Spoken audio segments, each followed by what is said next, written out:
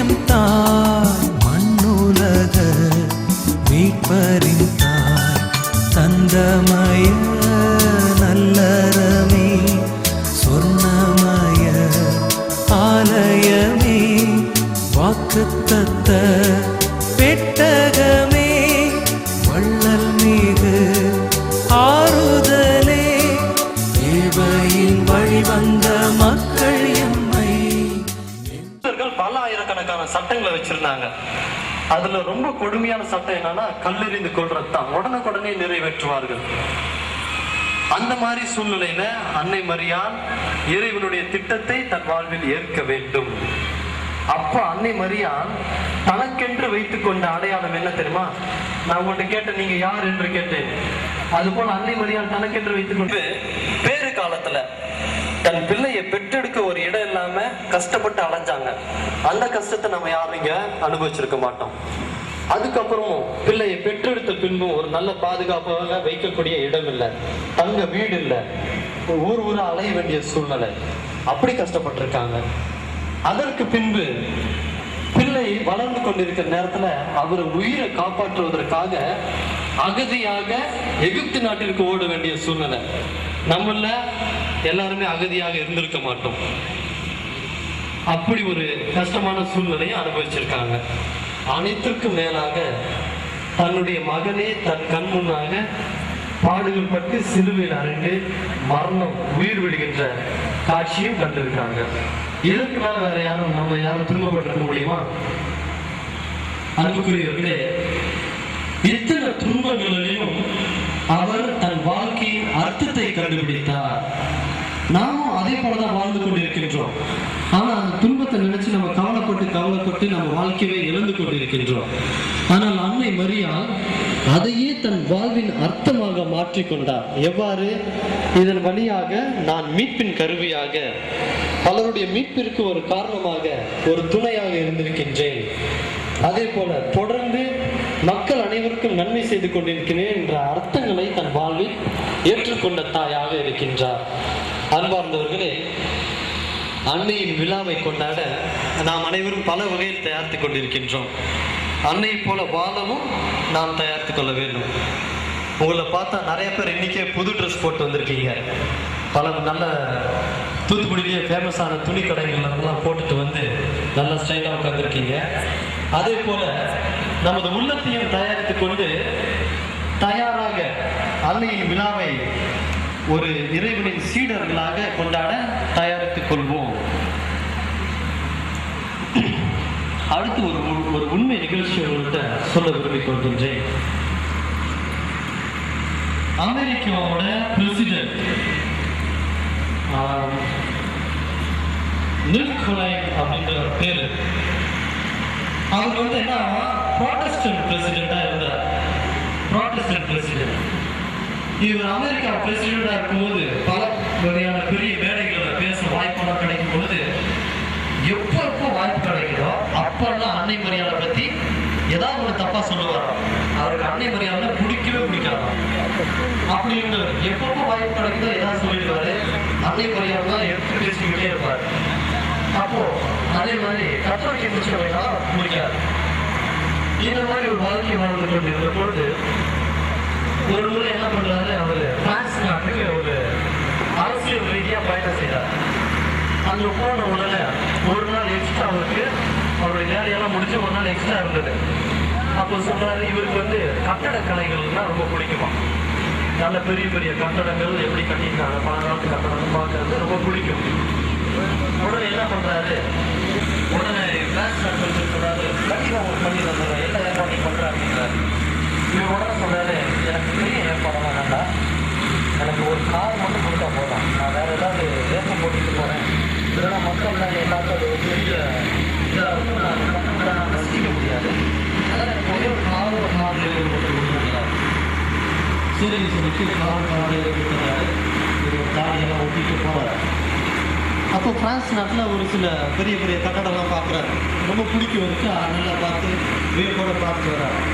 அப்போ அந்த டிரைவர் வந்து ஒரு மிகப்பெரிய சர்ச் அன்னை மரியாதையோட ஆலயத்தை கூட்டிட்டு போறாரு. அப்போ இவர் இறங்கி பார்க்கும்போது என்ட்ரன்ஸை பார்க்குறாரு, மாதா கோயில். உடனே சொல்றாரு, நான் இங்கெல்லாம் வர மாட்டேன், வேற எங்கேயா கூட்டிட்டு அப்படின்றாரு. டிரைவர் சொல்றாரு, இந்த இது ஒரு பழமையான கட்டடம், அருமையா இருக்கும் அப்படின்றாரு. இல்லை இருந்தாலும் இது மாதா கோயில், நான் அதெல்லாம் வரமாட்டேன் அப்படின்னு சொல்றாரு. அப்போ டிரைவர் சொல்றாரு, உங்களுக்கு கட்டடத்தை மட்டும் தான் பார்க்கணும், நீங்க கட்டடத்தை மட்டும் பார்க்கணும், வேற எதையும் பற்றி யோசிக்காதீங்க அப்படின்னு சொல்றாரு. சரி அப்படின்னு சொல்லி பல நிகழ்கின்றன. அன்புக்குரியவர்களே, அன்னையிடம் அப்படி என்ன இருக்கிறது? அன்னையிடம் அப்படி என்ன இருக்கிறது? இந்த மாதிரி கஷ்டத்தெல்லாம் மாத்துறதுக்கு என்ன இருக்குது? யாராவது சொல்றீங்களா என்ன இருக்குது அப்படின்னு? அன்னை மரியாதையிடம் என்ன இருக்கின்றது?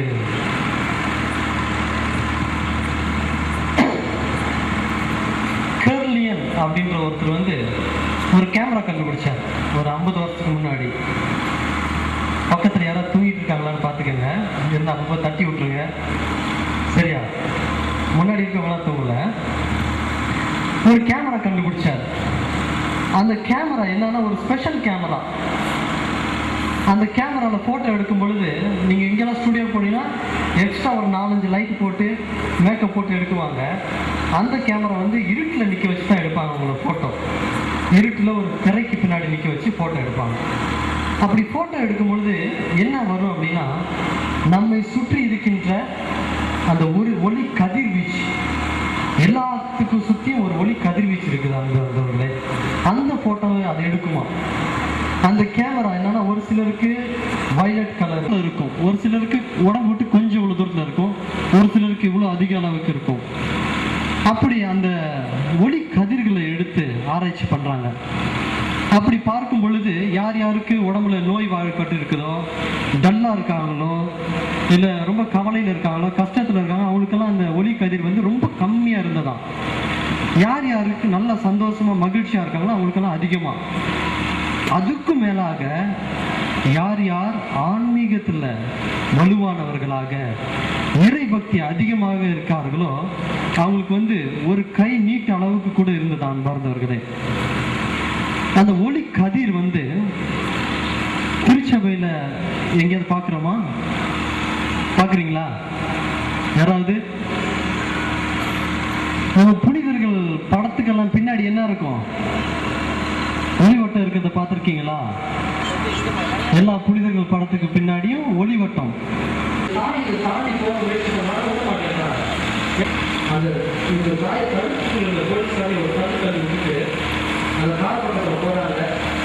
போய் அந்த 6 தொழிற்சாலைகள் தள்ளி விட்டுட்டு ஒத்த ஆளா அந்த காரை அப்படியே தூக்குறாங்க. தூக்கி அந்த குழந்தை வெளியே எடுக்கிறாங்க. இது உண்மையிலேயே நடந்த நிகழ்ச்சி என்பது. இது எதனால முடியும் அப்படின்னு பார்த்தீங்கன்னா, தாய் கருவுக்கு 5ஆவது மாதம் ஆனதுக்கு முன்னாடியே அவங்க உடம்புல ஒரு ஸ்பெஷல் ஹார்மோன் சுரக்குது அப்படின்னா, அந்த ஹார்மோன் பேர் ஆக்சிடாக்சின் அப்படின்னு. மற்ற நேரத்துல இருக்காது, சாதாரண நேரத்துல பெண்கள் இருக்காது, அந்த நேரத்தில் மட்டும் இந்த ஹார்மோன் என்ன பண்ணுன்னா தாயுடைய முழு கவனத்தையும் தன்னுடைய குழந்தை பக்கத்துல திருப்பி விடுவது. அந்த தாய் குழந்தை பெற்றதுக்கு முன்னாடியும் தாய் கிச்சன்ல வேலை செஞ்சுன்னா என்ன பண்ணுவாங்க? குழந்தைய பத்தியே யோசிச்சுட்டு இருப்பாங்க. குழந்தை சின்ன குழந்தை கேட்கணும் போயிடுவாங்க. அதே மாதிரி குழந்தை அழுந்துச்சுன்னா நமக்கெல்லாம் குழந்தை அழுகுது மட்டும் தெரியும். ஆனா தாய்க்கு மட்டும்தான் தெரியும் எதுக்காக அழுகுது. உடனே சொல்லுவாங்க, இது வயிற்று வலினால அழுகுது, இல்லை இது தனிமையினால அழுகுது, இது ஏதாவது வலிக்குது அப்படின்னு தாய்க்கு மட்டும்தான் தெரியும். இது எதுனால ஆகுதுன்னா, இந்த ஹார்மோன் என்ன பண்ணணும்னா குழந்தைக்கு தாய்க்கு ஒரு ஸ்பெஷல் கனெக்ஷன் போடணும். அது அவங்க எந்த நேரத்தையும் தொடர்பே இருப்பாங்க. எந்த அளவுக்குன்னா அந்த குழந்தையும் தாயோட ஒரு உடல் ஒரு பகுதி மாதிரி ஃபீல் பண்ணிட்டே இருப்பாங்க. அதனால தாய் அன்பை வேற யாருனாலையுமே ஈடுகட்ட முடியாது. அந்த ஒரே ஒரு காரணத்துக்காக தான் கடவுள் நமக்கு ஒரு தாயை தந்து கொண்டிருக்கின்றார். இந்த தாய் ஒருவர்னால மட்டும்தான் நமக்கு என்ன தேவை, நம்ம எந்த நேரத்துல எந்த உதவி நமக்கு தேவை என்று அதை பணிந்து பேசி இந்த மகளிரிடமிருந்து பெற்றுத்தர முடியும்.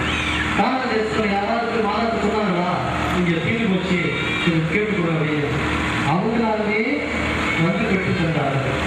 அன்பானவர்களே, இது போல ஒரு அருமையான தாயை பெற்று அதிலும் இந்த புதிய பூமியிலே அன்னையை பாதுகாத்து வாழ்ந்து கொண்டிருக்கின்ற நாம் அனைவருக்கும் உண்மையாகவே தேர்ந்தெடுத்தவர்கள். யார் வந்து கேட்டாலும் நீங்க தைரியமா சொல்லலாம். சீடர்களாக விவிலியத்தில் உள்ள அனைத்து வசனங்களையும் நம் வாழ்வாக்கிக் கொள்ள வாழ்வாக மாற்றி வாழ வேண்டிய மக்களாக நாம் கடமைப்பட்டிருக்கின்றோம். எனவே இறை இயேசுவின் உண்மை சீடர்களாகவும் அன்னை மரியாதை அன்பின் பிள்ளைகளாகவும் வாழ தொடர்ந்து வாழ இறைவனுடைய வரத்தையும் ஆசிரியரையும் தொடர்ந்து மன்றாடுவோம். ஆமென்.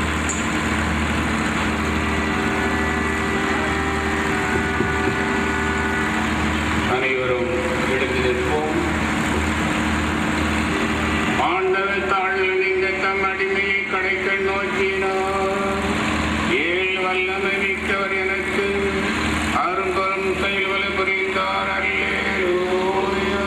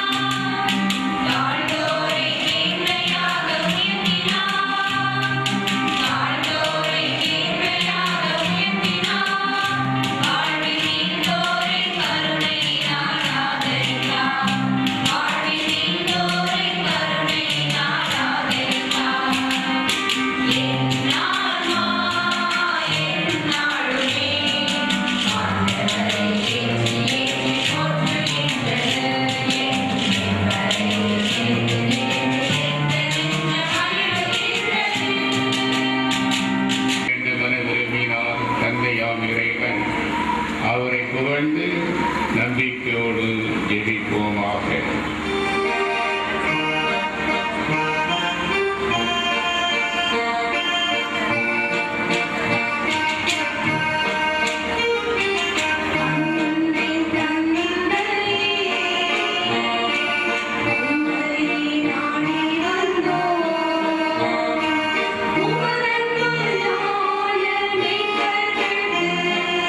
அருள்மிகு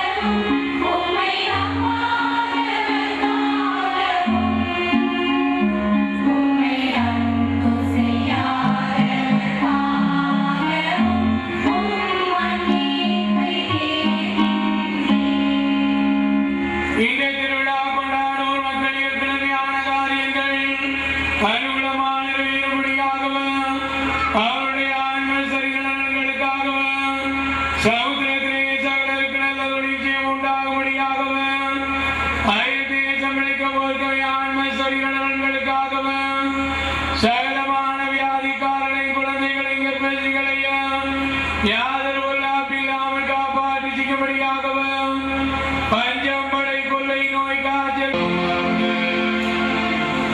இறைவாய் தவியக்குரிய திருடர் சாதனை உம்முடைய திருத்தாழ்மையை எங்களுக்கு விட்டு சென்று உமது திருவுடல் திருரத்தியத்தின் நடைமுறை வணங்கி நாங்கள் உம்மின் கருணை இடைவிடாமல் அனுபவிக்க அருள்புரியும் எங்கள் ஆண்டவராய் கிறிஸ்து வழியாக உம்மை மன்றாடுகிறோம்.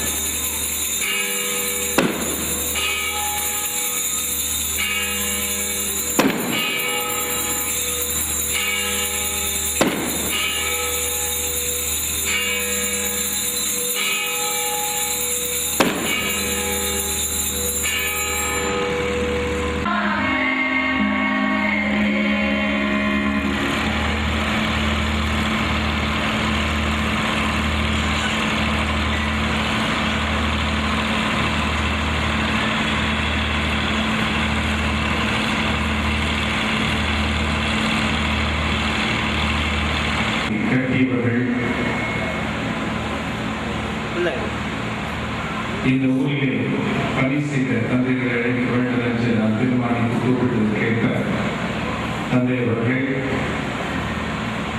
இந்த ஊரிலே நல்ல முறையில் பணியாற்றியிருக்கிறார்கள். தந்தை ராஜா போஸ் அவர்கள் இந்த ஆலயத்தை கட்டப்பட்டாங்க. தந்தை காமின்ஸ்டன்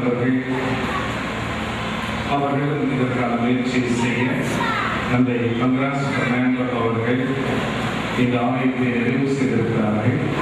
ஆகவே அவர்கள் இந்த மாலை ஆராதனைக்கு தலைமை சிறப்பிப்பது நமக்கு பெருமை அளிக்கிறது. தந்தை அவர்களை உங்கள் சார்பிலும் என் சார்பிலும் மனமார்ந்த நன்றி பாராட்டி அவர்களுக்கு வாழ்த்துக்களையும் இந்த ஆலயத்தை கட்டி முடிக்க உதவிய தந்தை அவர்களுக்கு நம்முடைய நன்றிகளையும் பாராட்டுகளையும் தெரிவித்துக் கொள்வதை பெருமகிழ்ச்சி அடைகிறோம்.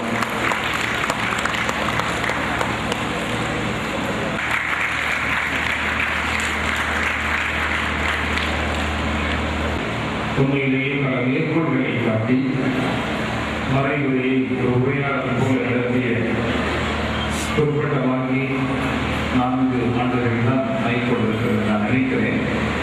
ஆகவே மிக அழகிய நிலையிலே அன்னையை பற்றி அன்னையும் நமக்கு உறவை பற்றி நாம் மீட்படுவதற்கு அன்னை செய்து வந்த அனைத்தையும் நமக்கு நினைவுபடுத்திய தந்தை மேத்யூ அவர்களை பிரபஞ்ச சபையை சார்ந்தவர்கள் தந்தை மேத்யூ அவர்களை மனமாக பாராட்டி அவருடைய இளமை குறித்துள்ள அறிவுரைக்கு நன்றி கொண்டாதை போட்டுகின்றோம்.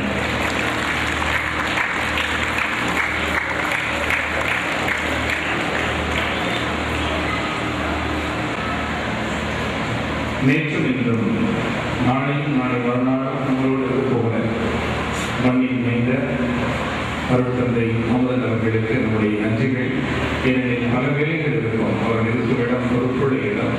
பொருட்கள் அருள் சகோதரிகள் பொதுநிலையினர் இவர்களுக்கான தியான இல்லத்தின் இயக்குநராக தியான ஒழுங்குமுறைகளை அதாவது அதற்கான தயாரிப்புகளை ஈடுபடுதல் என்பது எளிதான காரியம் அல்ல. ஆகவே நம்முடைய பாசமிகு தந்தையர்கள் நம்மளோடு 4 நாட்களும் இருப்பது நமக்கு பெருமகிழ்ச்சி அளிக்கிறது. ஆகவே தந்தை அவர்களுக்கும் நம்முடைய அன்பையும் நன்றியையும் பாராட்டி தெரிவிப்பதமாக இந்த பொன்னாடையை பொறுத்து நிகழ்வுகளில் பெரும் மகிழ்ச்சி அடைகிறோம்.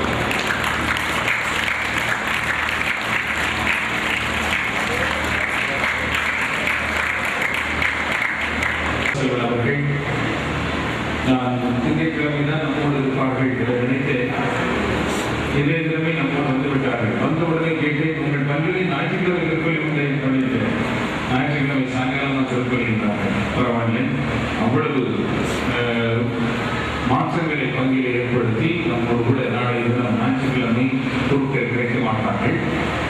நம்முடைய பங்கின் உரிமையோடும் உயிர்த்தோடும் நம்முடைய விழாவில் கலந்து கொண்டு நாளைய தினம் நமக்காக திருப்பலியை ஜெபிக்கவிருக்கிற நாளைக்கு மாலை ஒருவேளை கொண்டாட நினைக்கிறேன்.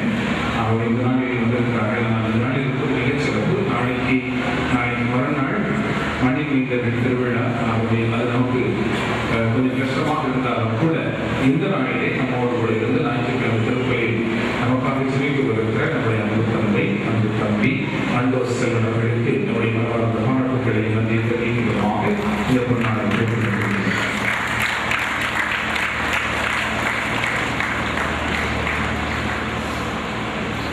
நாளை காலை அதிகாலை 4 மணிக்கு தேர்தலை திருப்பலி நடைபெறும். 7 மணிக்கு 2ஆம் திருப்பலி ஆலயத்துக்குள் நடைபெறும். 9:15 மணிக்கு நோயாளர்கள் நம்முடைய வீடுகளிலே அப்படியும் இருக்கக்கூடியவர்களுக்கான திருப்பலி ஆலயத்துக்குள் நடக்கும். அந்த திருப்பலி முடிந்தவுடன் தேர் சுற்றி வரும் பொழுது அவர்களோடு தேரிலே புகைப்படம் எடுக்கப்பட்டு அவர்களுக்கு புகைப்படம் பரிசாக கொடுக்கப்படும். 2 நாள் பரிசாக கொடுக்கப்படும். அவர்கள் தங்களுடைய அந்த தனிமையான நினைவுகளை தனிமையான சுமைகளை மறப்பதற்கு தேர்விலே எடுக்கப்படும் படம், அவர்களோடு சேர்ந்து எடுக்கப்படும் படம், மற்றவர்களோடு சேர்ந்து இருக்கக்கூடிய அந்த படம் நினைவு சின்னமாக அமையும். ரொம்ப மகிழ்ச்சி அளிக்கிறது. நான் கிறிஸ்துமஸோடு அந்த நோயாளிகளுக்கான பிரிவுக்குள் நம்முடைய உடன்பிறப்புகளுக்காக வைக்கும் திருப்பலியிலே ரொம்பவும் மகிழ்ச்சிகரமான செய்தி. நிறைய பேர் வந்தார்கள். சுவாமி மாசத்துக்கு 1 வைகள் என்றார்கள்.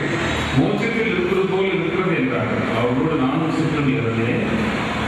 கிறிஸ்துமஸோடு வைக்கும் பொழுது நீங்கள் நம்ப மாட்டீர்கள், வாலிப பிள்ளைகளை பார்த்தவர்கள் ஏறத்தாழ இப்பொழுது 75 வயதாக இருக்கிறது. அன்றைக்கு பார்த்தார்கள். கிறிஸ்துமஸ் அன்றைக்கு வாலிப பிள்ளைகளை பார்த்த தோழர்கள் தோழிகள் 75 வயது நிரம்பியவர்களாய் கிறிஸ்துமஸ் அன்று பார்த்தார்கள். அவர்கள் பேசிய விதம், உரையாடிய விதம், அவர் முகத்திலிருந்து மகிழ்ச்சி எல்லாம் எனக்கு மிகுந்த மகிழ்ச்சி அளிக்கிறார். இந்த வாய்ப்பு கொடுக்கப்பட வேண்டும். அடுத்த ஆண்டு திருவிழாவுக்கு யார் இருக்குமோ தெரியவில்லை. ஆகவே நான் எதையும் சேர்த்தான் சொல்றேன். ஆகவே அவர்களோடு நான் திருவிழா கொண்டாடுவதில் நான் மகிழ்ச்சி அடைந்தேன். நாளை காலையில் 2வது திருப்பலி முடியும் தருவாயில உங்களுக்கு வாகனங்கள் இல்லங்களுக்கு வரும். ஆகவே தயாராக வந்துள்ளபடி நாங்கள் பிரேக்ஃபாஸ்ட் முடிச்சுட்டு வந்துடுங்க, சாப்பாடு முடிச்சுட்டு வந்துடுங்க. ஏன்னா நோயாளிகளாக இருக்கிறவர்கள் உங்கள் தேர்தல் தக்கபடி கொண்டு வரும்படி உங்களுக்கு கேட்டுக்கொள்கிறேன். 9 மாதத்து திருப்பலி தொடங்கும். 10 மாதத்து திருப்பலி முடிந்து வரும். கரெக்டாக சப்போர்ட் திருப்பி வந்துச்சுன்னா உடனே அந்த போட்டோ உங்களுக்கு எடுக்கப்படும். நானும் உங்களோடு அமர்ந்திருப்பேன். ஆகவே அந்த பணியாளர்களை கவனிக்கக்கூடிய சகோதரர்கள் தயவு செய்து எக்ஸ்ட்ரா முக்காலத்தில் நீங்கள் தயாராக வைத்துக் கொள்ளுங்கள். வாகனங்கள் உங்கள் நிறுவனத்தை நாங்கள் அனுப்பி வைக்கிறோம். ஏறத்தாழ 48 பேர் இருக்கிறார்கள். 48 பேர் இருக்கிறார்கள். நான் நம்ம கொடுக்குறாங்க சொல்றேன். 48 பேருக்கு கொடுக்குறேன். உங்களுடைய தனி வாகனம் இருக்கிறது அப்படின்னா நீங்கள் தயவு செய்து எண்ணிக்கை குறைப்பதற்காக நீங்கள் உங்களுடைய சாதனைகளை கொண்டு வந்து ஆலயத்தில் விடும்படி உங்கள் அன்போடு நான் கேட்டுக்கொள்கிறேன். நாளை மாலை மிக்கலுக்கான மாலை ஆராதனை நம்முடைய இருதய திருவிழியை வைத்து நடைபெறும். ஏறத்தாழ 2.25 ஆண்டுகள் ஆகியிருக்கிறது. நாளைய தினம் உதயசாரி சொன்னாங்களே ஜெபம், நம்முடைய திருவிழிய சிற்றாலையும் சீக்கிரம் முடிக்கும்படியாக நாளையோட அந்த வார்த்தை ஜெபத்தில் சேர்ந்து நிறைவடைந்துவிட்டார். இன்னைக்கு நிறைவடைந்துச்சு. ஆனாலும் சார் நல்ல நான் குறைக்கிறதுக்காக சொன்னது போல அது நாளைக்கு திறப்பு விழா நடைபெறும். நன்றாக கவனித்து சொல்லுங்கள். நாளை தினம் வழிபாடு எங்கு இல்லை, மாலையில் அங்கே. ஆகவே 6 மணிக்கு மக்கள் இருந்து ஞாபகப்படுத்துகிறேன். 6 மணிக்கு சரியாக 6 மணிக்கு உதவி சார் சரியாக 6 மணிக்கு நாளைக்கு சரியாக 6 மணிக்கு. ஏன்னா ஒரு யோகாவில் முடிஞ்ச பிறகு அந்த டிவி ஒன்றிணைக்கப்படும். அதுக்கு பிறகு அந்த டிவிக்காக உழைத்தவர்களுக்கு நன்றி செலுத்தப்படும். அதன் பின்பு மாலை ஆராதனை நடைபெறும். அதன் பின்பு சப்பரப்படி நடைபெறும். கவனிகள் நாம் தான் ஒரு கொடியேற்றி 3 நாள் கொண்டாடும். 3 கிறிஸ்மஸ் எப்படா திருவிழா முடிந்து பங்குசாமி யோசிச்சு ஒரு கொடியேற்றி 3 திருவிழா. உங்களுக்கு தெரியும்